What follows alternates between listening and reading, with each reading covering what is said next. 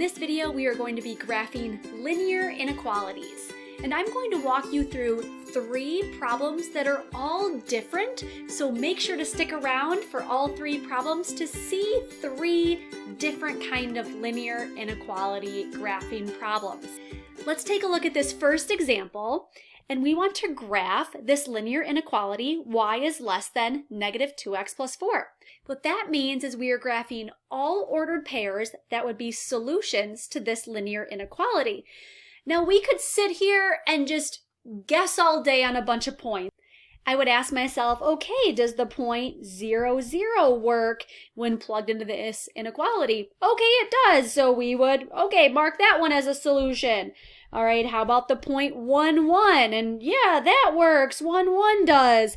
How about the point, 2, negative 3? And okay, that works. And you know what? I could sit here all day and keep trying points and plugging them in, and if they work, marking them. But we got to come up with a more efficient way. And I'm going to show you how to graph all solutions that would fit into this linear inequality. And it requires first graphing this line. Think about this as a line, y equals mx plus b. So let's first graph our y-intercept at positive 4. Then let's graph the slope of negative 2.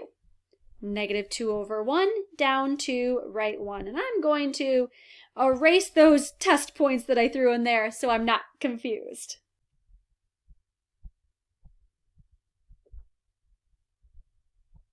Now, if you don't remember how to graph a line when in slope-intercept form, watch this video here to remind yourself of slope-intercept form.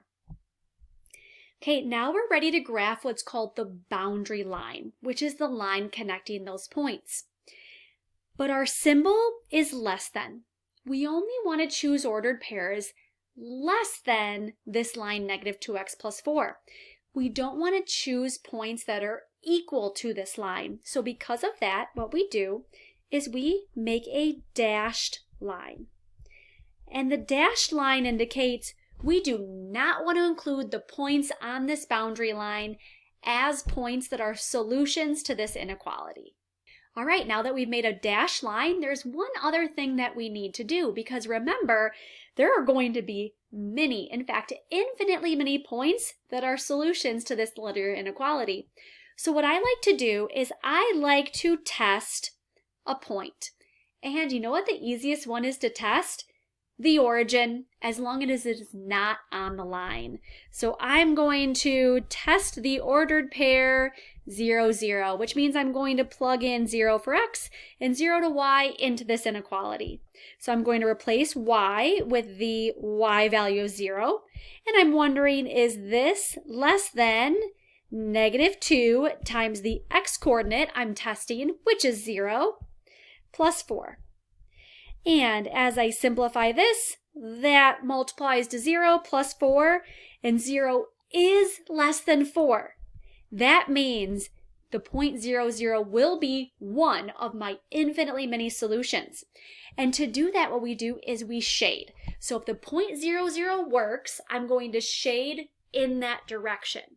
If 0, 0 did not work, I actually want to shade on the other side of the line because the point that I tested did not work. And to do that, I shade.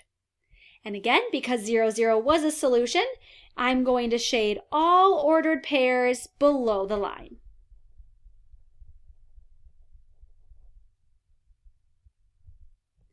And there it is, a quick and efficient method of graphing all of the solutions, all of the ordered pairs that would work in this inequality.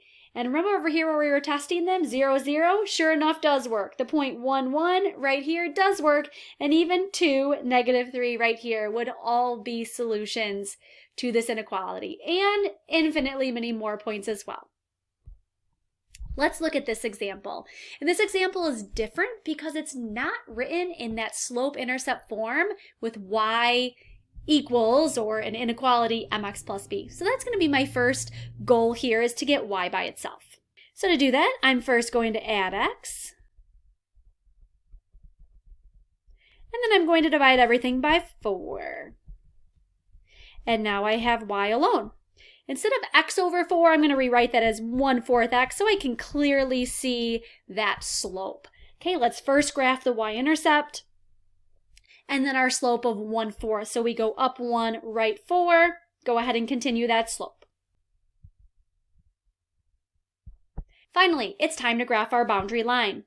This time, because y can be equal to this line, we make a solid line rather than a dashed line like we did on our last example.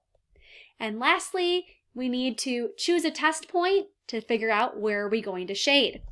Again, I always like to test 0, 0 as long as it is not on that line.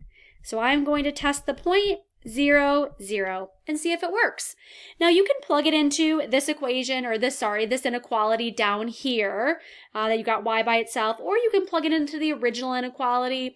I always tell my students, just in case I made a mistake down here in my work, I actually always usually plug it into the first inequality, but that's totally up to you. All right, I have negative and then x, which I am plugging in 0, and then I have plus 4 times y, which I'm plugging in 0, and I'm wondering, is that greater than or equal to 32? Let's take a look. That'd be 0 plus 0. Is 0 greater than or equal to 32? Ooh, it is not this time. So I am not going to shade where 0, 0 is, and instead I'm going to shade on the other side of the line, which is going to be up here. Let's move on to one more problem. And if you're liking this video and finding it useful, make sure to give it a thumbs up and subscribe so that you can see weekly math videos. All right, for my last example, again, I'm going to need to solve for y. Let's first subtract x, and then divide by -5. Ooh, we divided by a negative, and we need to remember those inequality rules that if we divide by a negative, we need to flip that sign. And if you're interested in seeing a video about solving inequalities, make sure to click here to watch that video and be reminded that when we multiply or divide by a negative, we need to flip that inequality sign. So our final inequality would be y is greater than positive 1/5 x minus 8. Let's graph that y-intercept down here at -8 and our slope of 1/5.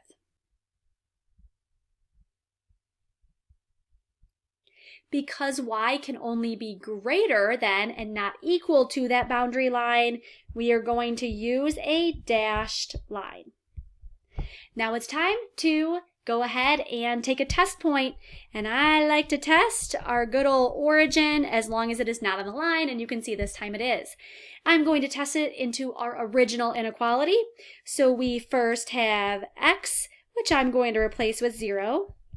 Then we have -5 times our y value, which again I'm replacing with 0 because I'm replacing x with 0 and y with 0. And I'm going to see, is this less than 40?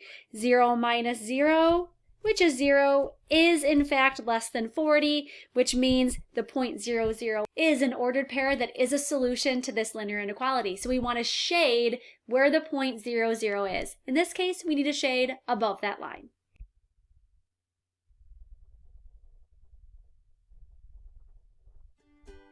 All right, everyone, and that is it for solving linear inequalities. I've walked through 3 examples, all a little bit different.